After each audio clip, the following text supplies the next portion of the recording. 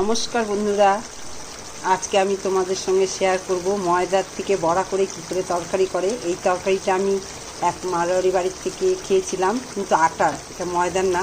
তা আমি আজকে ময়দার তরকারি করলাম, তো তোমাদের সঙ্গে শেয়ার করব। ভিডিওটা স্কিপ না করে প্রথম থেকে দেখতে থাকো।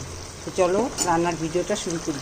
আর একটা কথা, আমার চ্যানেলটা ছোট, তোমাদের যদি আমার রান্না ভালো লাগে তো অবশ্যই সাবস্ক্রাইব করে দিও, পাশে থেকে নোটিফিকেশন বেলটি প্রেস করে দিও নতুন নতুন ভিডিও দেখার জন্য। তো চলো রান্নাটা শুরু করি। নুন দিচ্ছি, নুন দিয়ে ময়দাটাকে শক্ত করে মাখবো।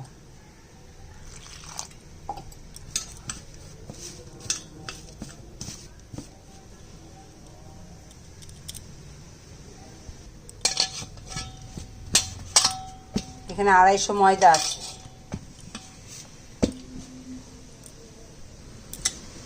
সরষের তেল দিয়ে ঢেকে রেখে দিব। মাখা হয়ে গেছে। ময়দার মধ্যে জল ঢেলে দিচ্ছি। ময়দাটাকে আমি ধুয়ে পরিষ্কার করে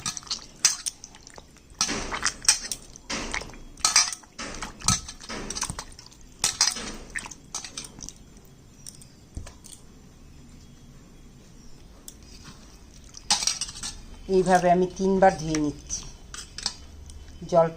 জলটা ফেলে দেবো না, জলটা একটু বাকিতে রেখে দিচ্ছি।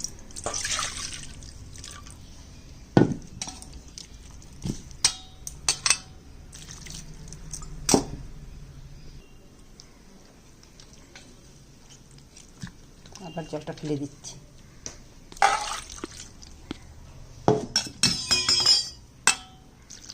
আর একটু জল দিয়ে ধুয়ে নিচ্ছি। বেশি জল দিয়ে দিচ্ছিলাম, এটা তুলে রাখছিলাম, সেই জলটা দিয়ে আবার ধুয়ে নিচ্ছি।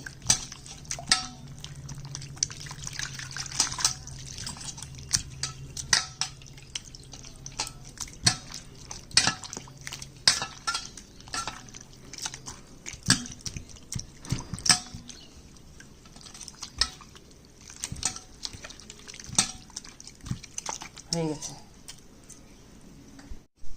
আরও একবার ধুয়ে নিলাম। এখন জলটা পাতলা হয়ে গেছে। এখানে 250 ময়দা ছিল, আপনারা চাইলে ½ কিলো আর বেশি করে, আমি অল্প একটু করবো। আটা দিয়েও হয়, এইভাবে আটা দিয়েও করা যায়।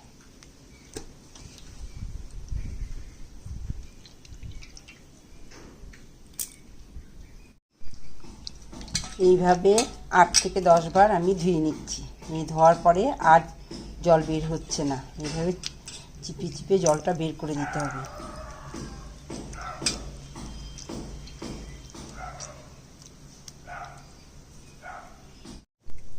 এইভাবে নিংড়ে জল বের করে নিতে হবে। তারপরে ছোট ছোট করে পিস করে নিতে হবে।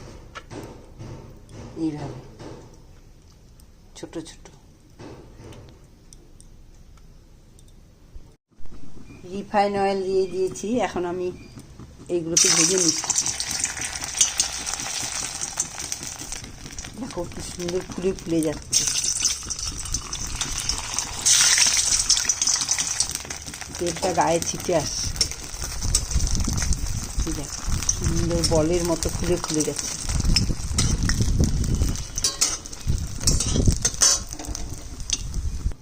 যেগুলো ভাজা হয়ে গেছে তুলে নিলাম।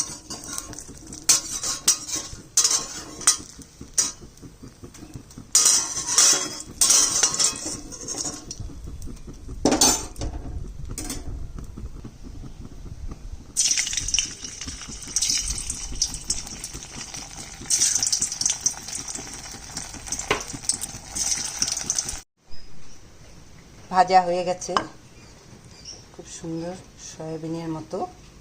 কড়াই গরম হয়ে গেছে, তেল দিচ্ছি। আমি সরষের তেল দিয়ে রান্নাটা করব, তোমরা চাইলে সাদা তেল বা রিফাইন অয়েল দিয়ে করতে পারো।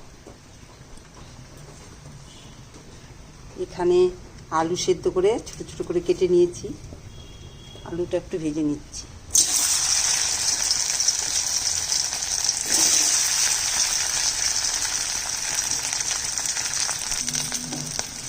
নুন দিচ্ছি।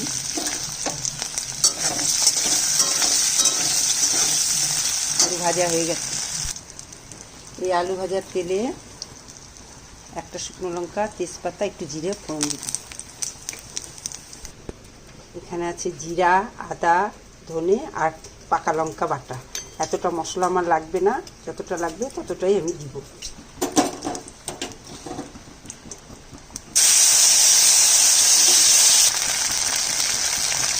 চামচের 1 চামচ হলুদ দিয়ে দিলাম। টমেটো আমার কাছে নেই, টমেটোটা দিলাম না, আপনারা চাইলে টমেটো দিতে পারেন। আর কাজু কিছু বাটা দিয়ে, দই দিয়ে করা যায়, পেঁয়াজ রসুন দিয়েও করা যায়। আমি শুদ্ধ নিরামিষ করবো, কেন কি এই মাসে শ্রাবণ মাসে অনেকে নিরামিষ খায়। এইভাবে রান্নাটা করলে খেতে পারবো। অনেক সময় নিরামিষ রান্না করার সময় অনেক সবজি কী রান্না করবো থাকে না, তখন আটা ময়দা নিশ্চয়ই বাড়িতে থাকে। ময়দা দিয়ে এই রান্নাটা করলে খুব ভালো হয়, একদম সোয়াবিনের মতো নতুন একটা রান্না এভাবে করতে পারেন। মশলা ভাজা হয়ে গেছে, সামান্য জল দিয়ে দিচ্ছি। মশলা বাটিটা দিয়ে একটু জল দিলাম। এবার দিয়ে দেবো আলু, ভাজা আলুটা।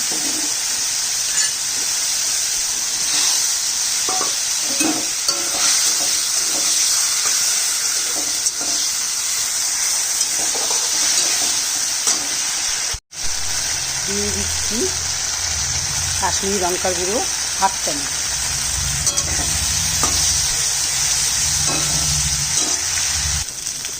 স্বাদ মতো নুনটা দিয়ে দিচ্ছি। খেয়াল রাখতে হবে, আমি আগে নুন দিয়েছিলাম। জল দিয়ে দিচ্ছি 1 চামচ ফেটানো দই। তরকারিটা আমার কম, তার জন্য আমি অল্পই দিলাম।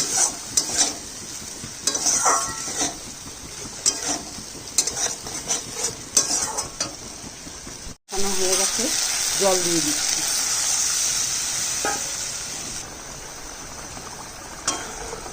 ঝোল ফুটে গেছে, এবার দিয়ে দিচ্ছি ময়দার এই বড়াগুলো।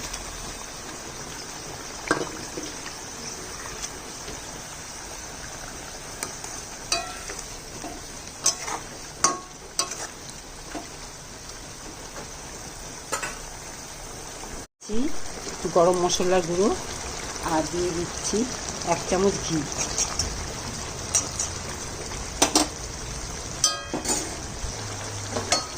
রান্না হয়ে গেছে মোটামুটি, আর 1-2 মিনিট। তোমরা এই রান্নাটা এই শ্রাবণ মাসে রান্না করে খেতে পারো। এই শ্রাবণ মাস খুব নিরামিষ মাস। এই রান্নাটা যদি ভালো লাগে একবার করে খেয়ে দেখো, আর এটা সত্যি খুব ভালো টেস্টি হয়। এই পেঁয়াজ রসুন দিয়েও হয়, অনেকভাবেই করা যায়। আমি নিরামিষ করলাম। রান্নাটা কেমন হলো তোমরা অবশ্যই কমেন্ট বক্সে জানিও। তো আজকের মতো রান্না আমার এখানে শেষ। আবার একটা নতুন রেসিপি নিয়ে আসবো। টাটা।